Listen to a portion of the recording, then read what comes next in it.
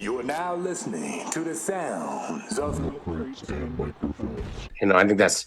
I think one of the things that's happened to our music, at least for me, I speak for myself here, is it's like remained something that became personal to people and therefore was like a secret. So there's this interesting, slower spread of the work, but better people, and it's taken in a realer space. So I'm appreciative, but it's this thing that I walk with, So when Anticon started, and also with Anticon, all this is subjective. I don't remember so good. I've been on drugs my whole life. And, everybody, it was so many human beings. Everyone's perspective and take on it is super valid, but it started right after we all met, tape trading. I think the bond was closest between Soul and I. I think Dibs told Soul, Dose is going to call you immediately and be fucking annoying and want to do music right away. And then Big Soul told me that the second I talked to him. Which is true, right? And that's what happened. Yeah, a little bit. Yeah, I was like, yeah, let's do a song. So we just, we started bonding. That's how Jeff and I were rolling. Buck, 65, all these dudes. And we all just were connected and more than anything wanted to start a label. And then we took Greyhound buses out and made Deep Puddle. And Slug already had Rhymesayers, so it wasn't really about who's in, who's out, what the fuck it was. But after that, we decided that we wanted a home to put things out, and that felt really good to me because when I did Hemispheres, and Soul had the same thing with his first vinyl, you could go to Fat Beats or TRC, right?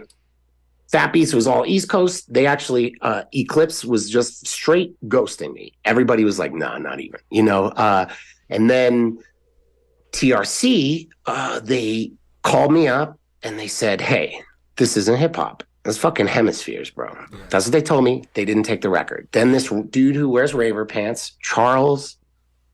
I'm sorry, Charles. I think that's your fucking name. I apologize. I don't remember. Hey, shit. Chuck. Sorry, Chuck. We forgot your name. Shout out, Chuck. Chuck of the raver pants. But he put it on. Yeah. He gave us a P&D. He took the Hemispheres. He took the 1,000. They went super fast. That was all there ever was. So that became this thing where Soul and I were both trying our best to do business. Then Soul and Pedestrian were together in California. Yoni and I were still in Cincinnati. Jeff still in Chicago. And they called me one night on this ugly green phone we had in the Green Think Mansion. And they were like, we got this name, Anticon. And we were like, all right. That's right. It just felt right. And then the plans, we did a couple trips out to California to record stuffed animals and shit, and just be loose while Soul gets all the credit for founding. I mean, shit was meager, but he did it. He got this, it was a 3-bedroom apartment with 11 human beings in it. Wow. It was fucking nasty. Yeah, including Bren and his wife, Jen. It was a lot. So, and then we all went out there in a few waves and moved out whenever we got money. Like none of us had any money. We don't really come from it. So we all had to wait for weird shit. Jeff had like a telemarketing job. I got like $800 from Mush. It was fucking, wow. We had nothing. And then we all worked temp jobs, lived in this house, recorded all the time. Definitely some of the best times and years of my life. We were a fucking nonstop hip hop sleepover of absolute stupidity. It was pretty wild. An underground machine. You guys were just pumping out a lot of energy project too, after project after project. Yep, having a lot of fun, meeting all the people that inspired us once we were in Cali, and then we came to Cali. That was like executive decision that Soul Brandon made. Came to the Bay specifically because Quantum, because Souls, because Legends. Absolutely. They were flourishing there. Why not? We all came from fucked up places. I was in Cincinnati, came from Jersey and Philly. I was like, yeah, let's do it. I got like odd wallet carrot juice. I thought it was another planet, man. My first California week. But, it was great. And it opened us. We all needed it because we had a lot of walls. We all had been trying to get into music and being the way we were. And those walls came down rapidly as we got together and huddled around like being creative. And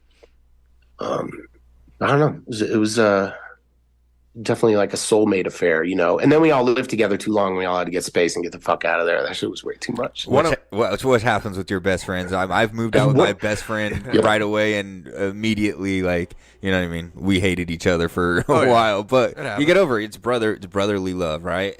Yeah, it's too true. And I think that was all a part of it. And you can't. I think like we all could tap into being better faster, graduating our own selves individually, stylistically, artistically, because we were amplifying one another and seeing one another take leaps. And even when you were out of juice or leaps to take, it would just kind of happen, and that was super important. But then